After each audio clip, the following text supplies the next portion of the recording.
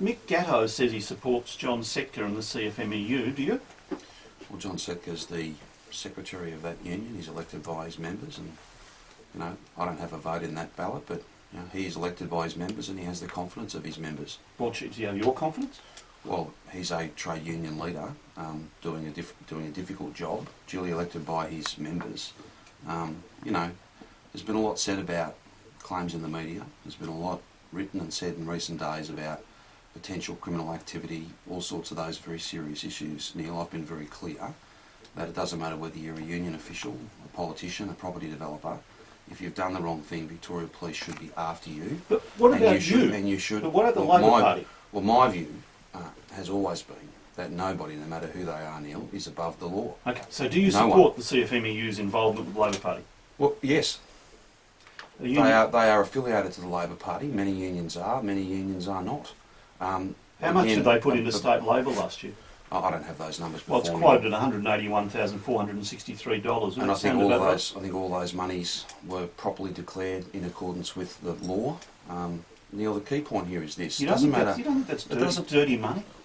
No, not at all, Neil. Well, the union itself admits there's a corruption problem. Neil, it doesn't matter who you are, or what political party you're affiliated to, or what view you take on policy.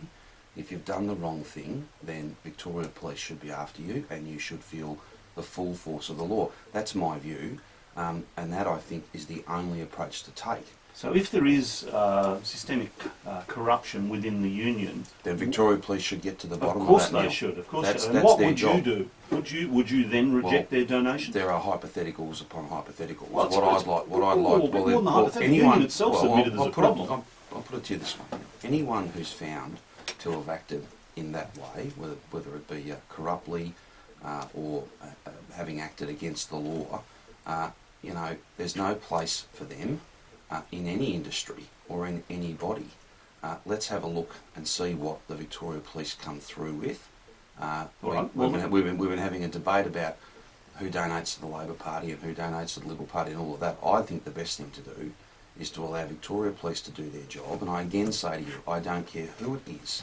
If you've done the wrong thing, then you ought to face the full force of the law. Is the CFMEU at this stage embarrassing to the Labor Party? No. We've got bikies on picket lines. We've got the union itself admitting there's been a level of corruption. It's not embarrassing you. Well, others can judge that. I'm not going to be a commentator on ourselves now. Well, you just said it's not embarrassing. Victorians can make their own judgments. If anyone has done the wrong thing, then they should be pursued by Victoria Police and they should feel the full force of the law. But the appropriate thing to do, Neil, is to allow Victoria Police to do their job, to establish the facts. So instead of ifs and buts and maybes, let's have a proper investigation. Would the Labor Party, would you take money from a cigarette company? We don't take money from that industry. Would you take money from the brothel industry? Would you take money from an outlaw motorcycle gang? Well, I think as an outlaw group, the answer is no. We can have a debate about what we would and wouldn't do. Well, the most important thing is that Victoria Police get to the bottom of what's actually gone on, not what might have gone on, but the facts. And again, I want to be very clear about this. It doesn't matter who you are. And under a Labor government in Victoria, it won't matter who you are. Okay. If you've done the wrong thing, then the law applies to you and you should feel the full force of it. So you're not embarrassed by the level of corruption that has already been exposed in the CFMEU? You're not embarrassed by the bikies? You're not embarrassed by Mick Gatto's support for it? I didn't. You said you weren't embarrassed by the union. I didn't make those. Well, Neil, if there are claims, if people have done the wrong thing, then those matters should be investigated. Are you embarrassed by Mick Gatto's involvement with the CFMEU? Well, anyone who has done the wrong thing should be properly investigated. The facts should be established, and then rather than us guessing at who they are and what their character is, we can make a much more informed judgment. But anyone who's done the wrong thing is no servant of working Victorians, is not a decent union official, not at all. Are you embarrassed by Mick Gatto's I don't know Mick Gatto, and I don't associate with him. And I make a choice not to associate with your mates people from like whom that. you take a lot of money. Well, that's a matter for them. Is it? But you're taking their money. Well, Neil, they $5 million since 2007. That body, and others make donations to the Labor Party, and they declare those donations in accordance with the law.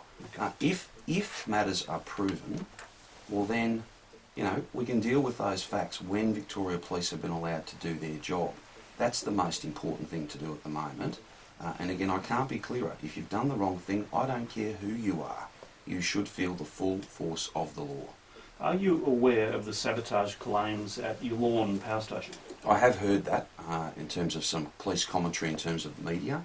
That's very worrying. If memory serves me correctly, when we were in government, we toughened up the laws in relation to those who might seek to interfere with these important assets. Obviously, electricity supply is very critically important to the state, but these are also very sensitive and dangerous environments. Let's wait and see where that police investigation gets to, but that's very worrying, both for the individuals concerned, obviously the threat to them, but the threat to power supply workers who are working in that plant. These are very serious issues. Were you aware that the CFMEU was in dispute with the power company at that time?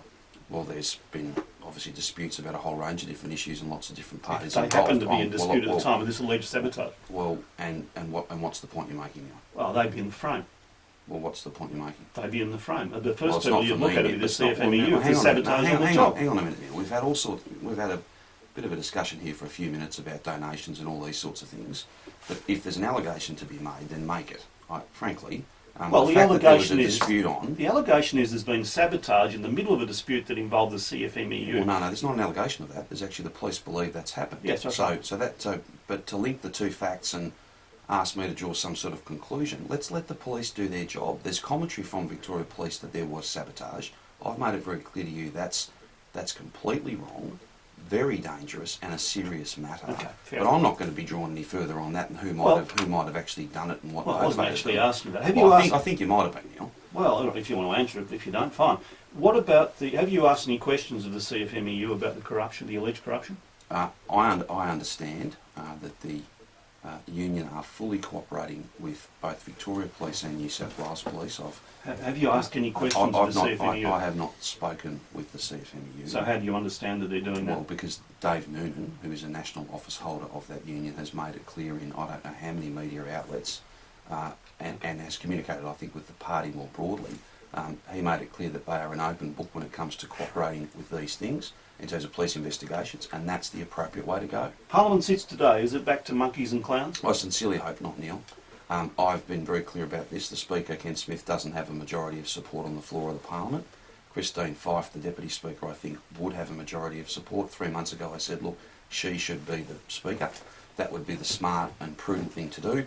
If you don't have a majority of support, then I don't think you can cling to office. I think you're obligated to do the right thing and go, and that's what I hope happens at 2 o'clock. Do you expect him to stand down? There are reports today that he will. There's been lots of discussion about that, lots of reports. We'll just have to wait and see. But what I don't want to see happen, and what I don't think any Victorian really wants to see happen, is for that dysfunctional circus of Parliament that Dennis Napfine's lost control of. We don't want to go back to that. We had enough of that. In fact, too much of that last year. Yeah, and you carried some of the blame for that, didn't you? Well, I made it clear to you sitting in this studio that I wasn't proud of the way the Parliament basically conducted itself last year. I don't want to go back to that, and that's why yesterday I said I'd sit down with Dennis Napfine and talk about breaking this deadlock and finding a way to get back to debating the issues that Victorians are concerned about, jobs and transport and congestion and getting rid of 50 dangerous level crossings and all sorts of other really important issues. The Premier wasn't interested in talking. Let's hope at 2 o'clock today the Speaker does the right thing, steps down, we put a new Speaker in, and if he doesn't, we get on with the work. If he doesn't, is it dysfunctional again?